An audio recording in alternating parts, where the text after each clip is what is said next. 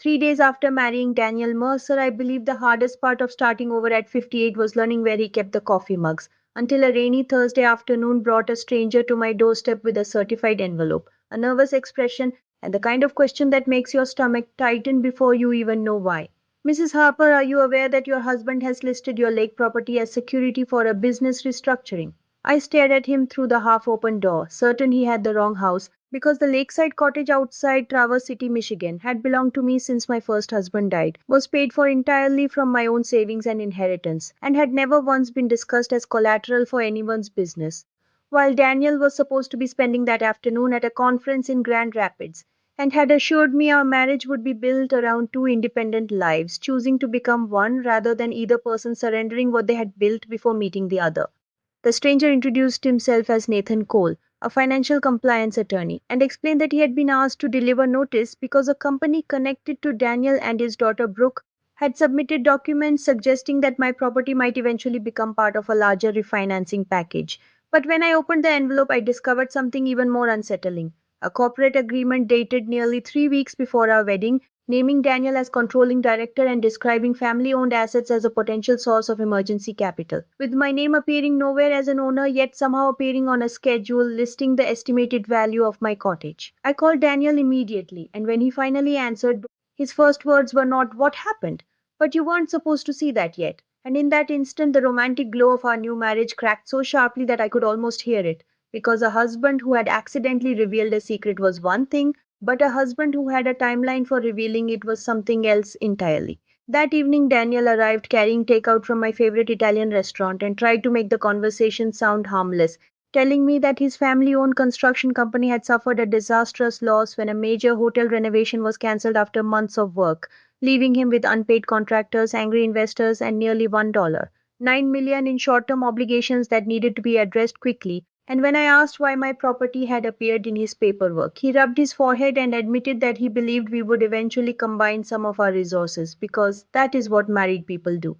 But I reminded him that before the wedding we had signed a detailed financial agreement precisely because we were mature adults with separate histories. And when I asked whether he had ever planned to ask me before using the value of my cottage in discussions with lenders, his silence became the answer. He finally said, "I knew you loved me enough to help." And I replied, "Love is not permission, Daniel, and you don't get to decide what my answer will be before you ask the question." The following morning, I met my longtime attorney, Claire Whitmore, in her office overlooking the courthouse square, and instead of telling me to panic, she calmly walked me through every document while pointing out that the cottage could not legally be pledged without my authorization.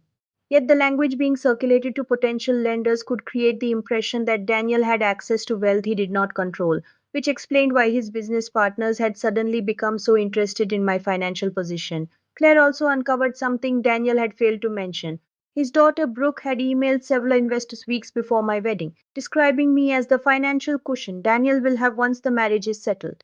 And although the message never explicitly promised them my money, it revealed that Brooke had been planning around my assets before I had even walked down the aisle. So I confronted Daniel with evidence that night, expecting anger, denial, or perhaps another carefully prepared explanation.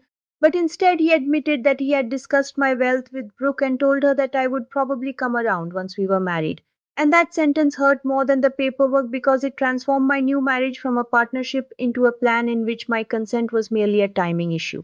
I could have written a check and saved Daniel's company, and that was what made the betrayal so painful, because I had spent 36 years with my first husband building a small medical equipment business from a rented warehouse into a successful regional company. And when he died, I had promised myself that the money we created together would be used thoughtfully rather than fearfully. So if Daniel had sat across from me before the wedding and honestly said, "My company is in trouble, I need help, and I am willing to give you every protection you require," I might have considered a secured loan with independent oversight, strict repayment terms, and absolutely no involvement from Brooke. Instead, he had tried to manufacture a situation in which helping him would appear to be the natural consequence of marriage.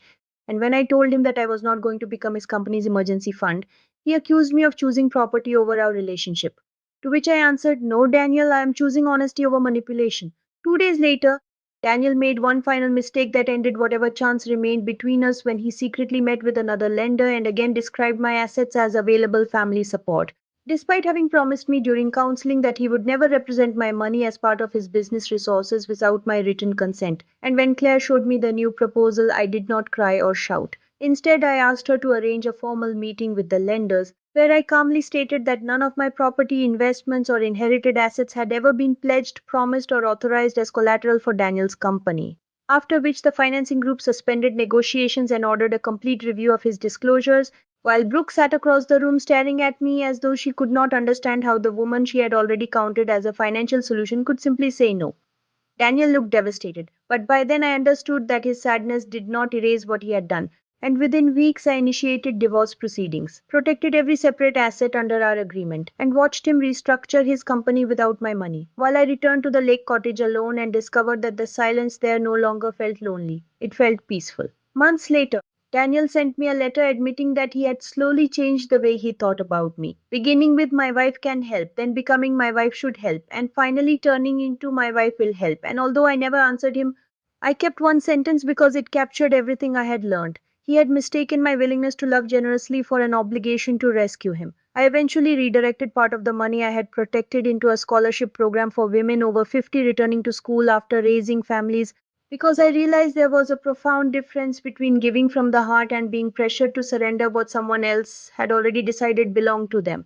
And years later, when a friend asked whether I regretted refusing to save Daniel's company, I told her that I did not regret protecting myself because generosity only has meaning when it remains a choice. And if you have ever had someone mistake your kindness for permission, I hope this story reminds you that saying no does not make you selfish. It simply means your life still belongs to you. Please subscribe to our channel and share this video with your friends and family. We create entertaining and inspiring stories for our viewers, and your support helps us continue making great content for you.